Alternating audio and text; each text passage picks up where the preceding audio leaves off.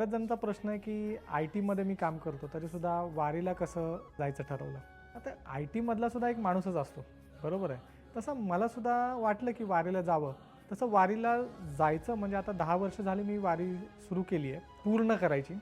परंतु कमीत कमी 17 ते 18 वर्ष झाली आहेत मी वारीमध्ये सहभागी होतोय. म्हणजे मी पूर्वी ज्यावेळेला हडपसरमध्ये राहत होतो, 2010 मध्ये हडपसरला मी राहत होतो. तर 2010 पासून ते सलग पुढची बरेच वर्ष मी वारी करतोयच.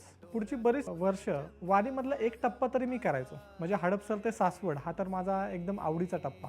आता बऱ्याच जणांना वाटतं की सुट्ट्या कशा मिळतात आय-टीमधल्या लोकांना. तर काय सुट्ट्या तुम्हाला मिळू शकतात. हां, मला माहीत आहे आय-टीमधल्या लोकांचं एकदम लाईफस्टाईल एकदम बिझी राहतं. म्हणजे 12-12 तास फक्त कंपनीसाठी 12 म्हणजे कमीच सांगितले. पण तरीसुद्धा तुम्ही जर सुट्ट्या प्लॅन ॲडव्हान्स केल्या, मी सुट्ट्या जनरली जानेवारीमध्ये प्लॅन करतो. कारण त्यावेळेला आपल्याला वेळापत्रक समजलेलं असतं आणि मग त्यानुसार मग अगोदरच जर सुट्ट्यांचं नियोजन केलं, तर 18 ते 20 दिवसाच्या सुट्ट्या तुम्हाला आरामात मिळू शकतात.